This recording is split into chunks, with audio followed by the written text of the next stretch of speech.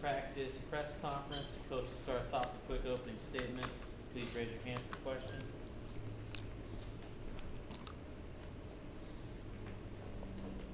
And please speak up, no microphones. You know, it's is this mic on?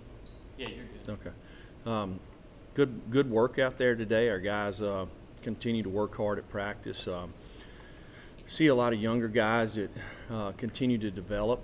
You know, it's that time of year you get to spend extra time with them. The practices, we take a period out of practice and spend a little bit of extra time with some of these young guys to work on player development, and it's good to see that. Saw some guys at the end of practice today that, you know, I kind of see some of the things that they've learned earlier in the week and applied in a team setting out there. So that was good to see. You know, you look at our opponent this week. You know, there's not a whole lot we can do about them. The thing we need to focus on is us, and that's to continue to improve as a football team. You know, creating the right habits and being more consistent and things that we've kind of been harping on the entire year.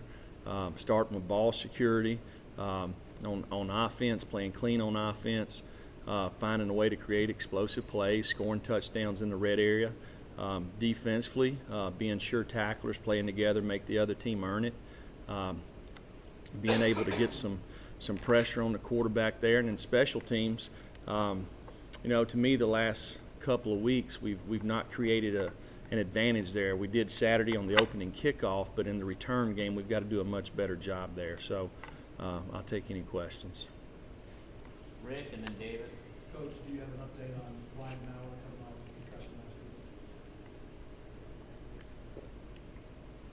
It'll still be a game time decision with him. You know, it's easy to take reps because they have a protocol where they kind of get them in, you know, kind of adjust them back into the practice schedule, so you don't hit the quarterback.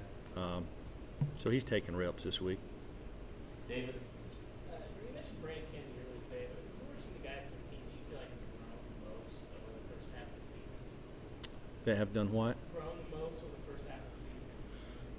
Well, it's tough to single out certain guys. You know, I just mentioned Brandon because we were talking about the offensive line. You know, and it's good to see a guy that finally gets an opportunity to play, and you see that the more he plays, the better he gets.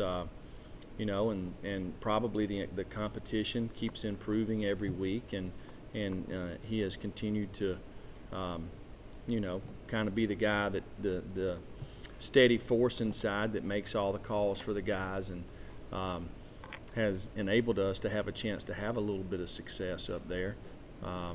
You know, a guy I talked about last week with the tight ends was, you know, Pope. I mean, he's been a guy that I felt like continues to play good football. You know, he's a guy that, to me, has some playmaking ability as a pass catcher, and you know, hopefully we'll have an opportunity to get him some balls there. But there's lots of guys that continue to improve. And this is a great opportunity. This is a tremendous challenge for these guys. You're talking about a measuring stick. You're talking about the best team probably in the country. You know, at their place.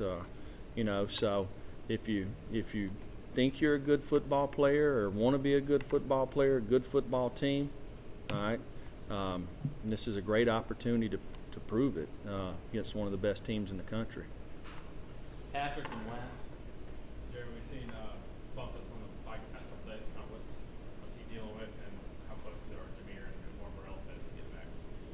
You know, Warren is a guy that, you know, he sometimes with those ankle injuries, it kind of lingers, and it doesn't take a lot to kind of aggravate him, but he'll be available. So will Jameer, and you know, Bumpus we'll figure out probably in the next couple of days if he is. Wes and Austin. I mean, in terms of the way Kenneth George has played, he's a guy that I'm not sure we've talked a lot about, but he's been out there, he started a couple games, he's made a couple plays out there. Where has he grown, and what level is he playing at right now? Well, you know, he didn't play high school football, so he was redshirted at a junior college, and then he played 1 year, and then he was here last year, you know, and he had a lower leg injury last year, and didn't get to play much in the during the season and missed the spring ball. So he continues to improve. Some of the questions that he asks on a daily basis, you realize that he hadn't played a whole lot of ball, but he's a guy that has good athletic ability and has some toughness to him and ball skills. So he continues to work. Austin Jesse Brent. Jeremy, you talk about Austin Pope. How much change did you see in him? Basically from last year when he was really hurt all year, and then after he had the back surgery, has he really kind of come back as a totally different kid than what you all had when you first got here? Well, in the spring when we first got here, he's a guy that I recognized that was an instinctive football player that had good toughness, had some ability to play the position, and then he started having issues with his back, and after the procedure, he's had a lot of relief there, and he's been able to practice and compete on Saturday, so he's much improved. Jesse, then Blake. Jeremy, you've talked a bunch throughout the season, Brandon, last year about creating good habits and kind of continuing that week to week. Coming off the impressive performance defensively versus Mississippi State, how do you make sure your guys maintain some of that confidence and some of the stuff that y'all did well on Saturday, knowing that it's not going to always go right against an offense like Alabama does? Well, you look. That's kind of the secret. We've talked to our players about it. At the end of the year, there's only one team that stands on that stage.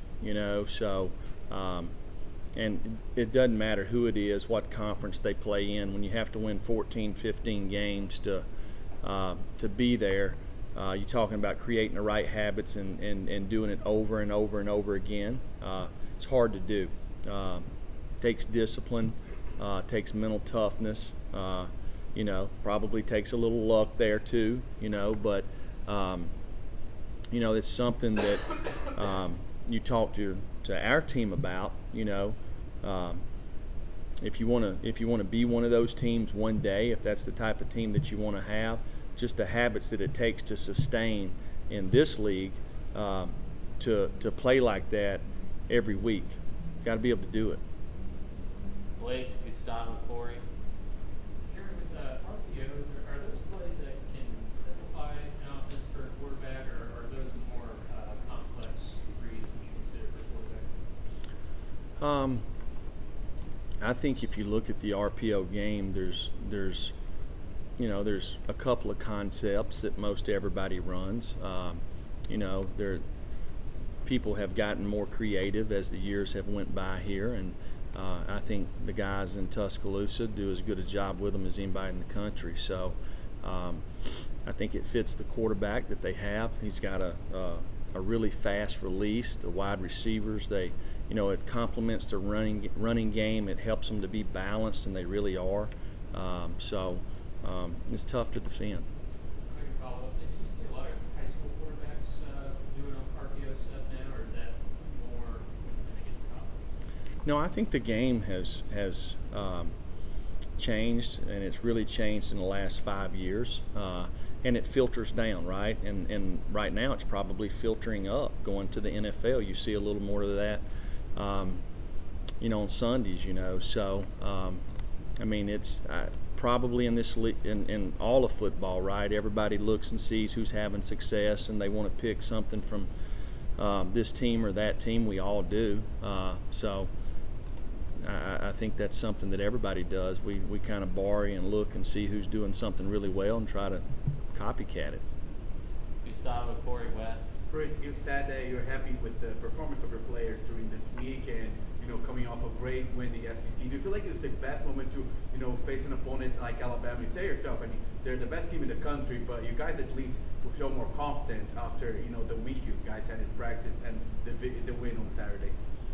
Well, it's kind of like I said before. We got to focus on the things that we can control, and that's us. So how we prepare during the week, and if we create the right habits and get a good idea with a game plan and play with the right temperament, it gives us a chance to have success. So that's what we're focused on. Corey, then Wes, and David. Jeremy, not many people have had the chance to really view a historical rivalry like this.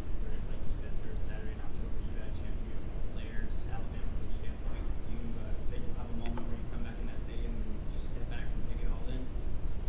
No, I don't think so. It's trust me, I'm very thankful for the opportunities that I've had. Thankful for this opportunity. You know, you really get one.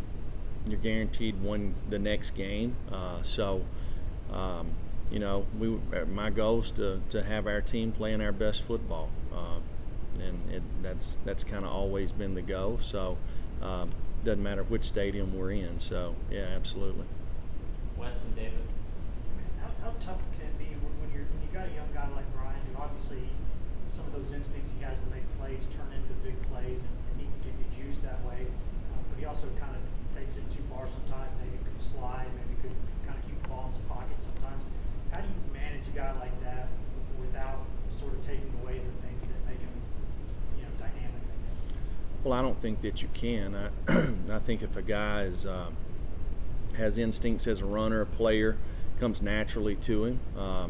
You know, I'm sure the speed of the game is different, right?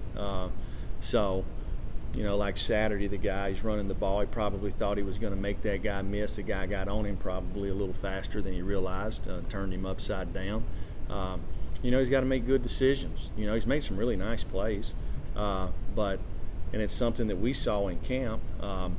But he's got to take care of the football. So number one priority as a quarterback is take care of the football. So, you know, he's got to learn from that and do it. David. Larry, as you look back, assessing that, how often do you feel like this team has played sort of like the best version of itself throughout the first half? Talking about for the entire game. For this series? Yeah, you know, you're always looking to play the perfect game, and we're nowhere close. You know, I feel like we have a high ceiling. You know, with some of the guys we got.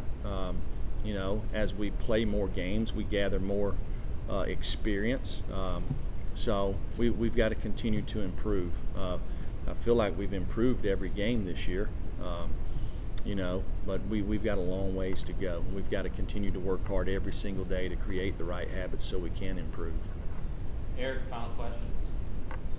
Coach, status of Riley Locklear, kind of a week after sitting out last week, looked like a big concussion protocol. How's he progressing, and what do you look for in that guard position going into this week, potentially not having him yet?